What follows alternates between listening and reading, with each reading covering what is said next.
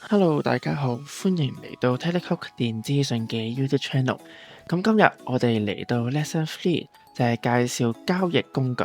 咁我哋今次會介紹嘅主要分3種啦，就係 IBHK、SP Trader 同埋 CFD 嘅。咁交易工具啦，就啱先都講啦，咁就有分3種，就 IBHK、SP Trader 同埋 CFD。咁我哋會逐個介紹嘅。首先第一個就係 IBHK。咁 IBHK 係咩嚟嘅呢？咁佢係一個正規嘅期貨合約啦，咁喺香港交易所度嘅。咁然之後啦，咁佢嘅槓桿比例大概係10到20倍啦，咁就比較低佣金，同埋係透明嘅。咁佢個保證金呢個要求係比較嚴格，原因係因為要配合翻交易所嘅標準。咁佢亦都有加入平台，就係可能 mobile apps 啊，或者一啲 TWS，即係一啲專業嘅程式咁樣啦。咁監管機構就香港證監會。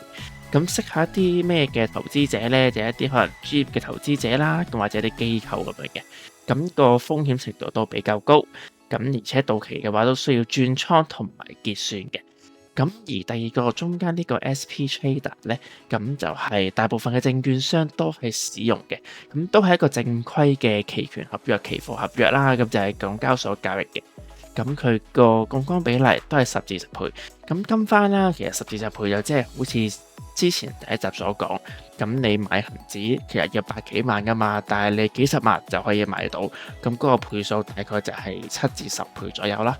咁而佢個佣金都係一個固定佣金同埋比例收費，咁同樣都係嚴格嘅，因為都要符合翻交易所嘅標準。咁佢嘅交易平台就係有個專有平台或者第三方嘅元件，咁都係 under 證監會嘅監管。咁呢一個咧就會係比較適合一啲本地嘅散戶同埋專業投資者咁樣嘅。咁即係可能一般嘅投資嘅一般市民去投資咁樣啦。咁咧佢都係需要轉倉同埋結算嘅。咁 CFD 咧就有少少唔同啦。點解咁講咧？因為佢係一個差價合約，就係冇實際交易所跟隨市場嘅報價。咁而佢嘅槓桿比例咧係比較高嘅，即係可能50至100倍為主。咁佢嘅佣金費用就可能係一個點差嚟去產生嘅。咁呢個點差係咩意思呢？陣間我會再詳細講多少少。咁啊，彈性較高啦。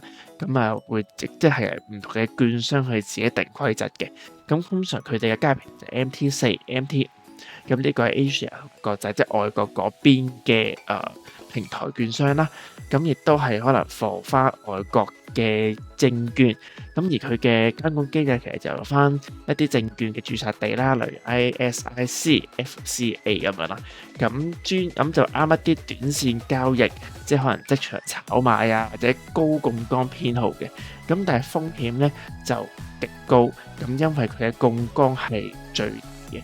咁而且有券商自定規則啦，咁所以就冇話乜嘢需要強制平倉啊嘅規則之類嘅。咁但係佢嘅到期咧就係會自動轉倉嘅。咁 IBHK 就係營透證券啦，咁就係多達200幾個國家嘅地同埋地區啦，客戶通過一個平台可以交易全球超過160個市場嘅股票啊、期權、期貨、貨幣、基金戶口嘅。咁佢就一個戶口，咁就有晒所有嘅港股、美股同期指，就唔需要調嚟調去。咁手續費都平嘅。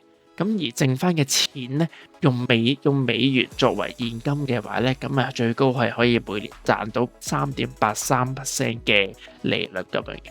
咁當然啦，呢一個詳細嘅話，亦睇翻下低，咁會有個網站提供翻俾大家嘅。咁亦都咁而家咧 update 咗就冇話最低用戶開戶要求嘅，但係需要8蚊嘅美元或者非美元嘅等值嚟去維持一個訂閱同埋維持市場數據嘅最低資產。咁咩意思呢？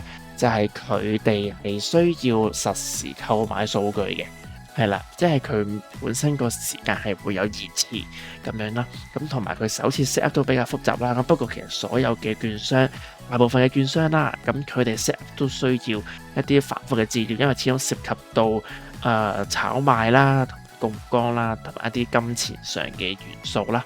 咁但係佢壞處就係香港其實係冇客服。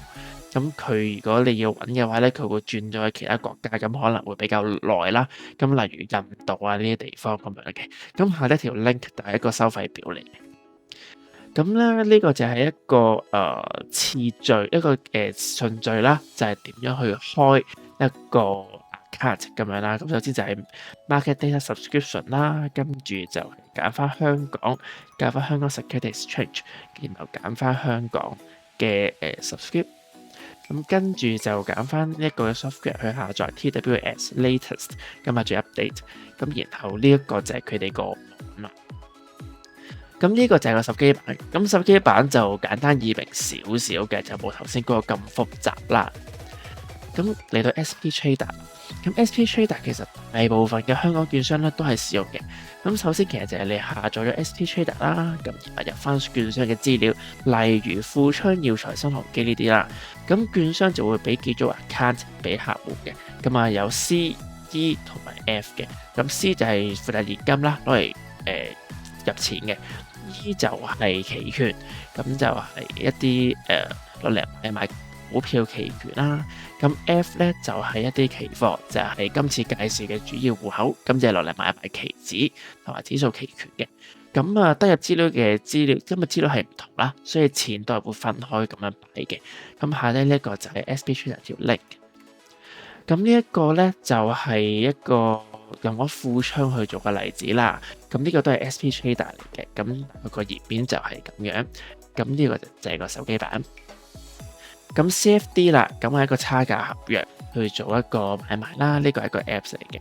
咁啊，佢唔係香港成立，亦都冇政府存款嘅保證嘅。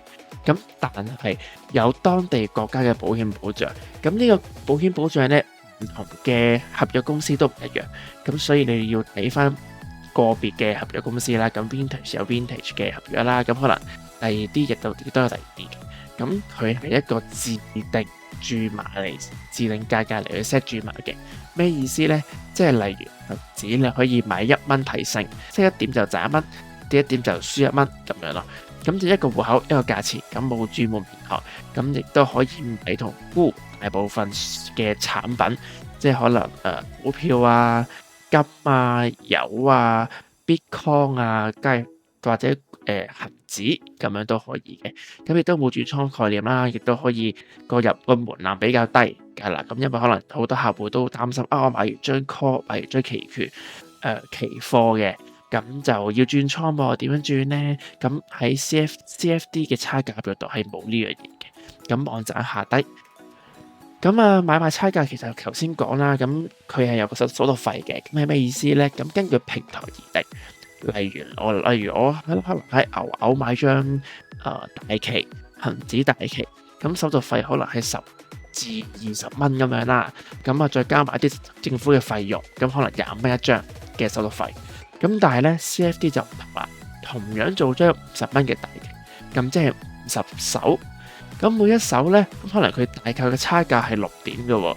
咩意思咧？即係可能恒指而家23,000。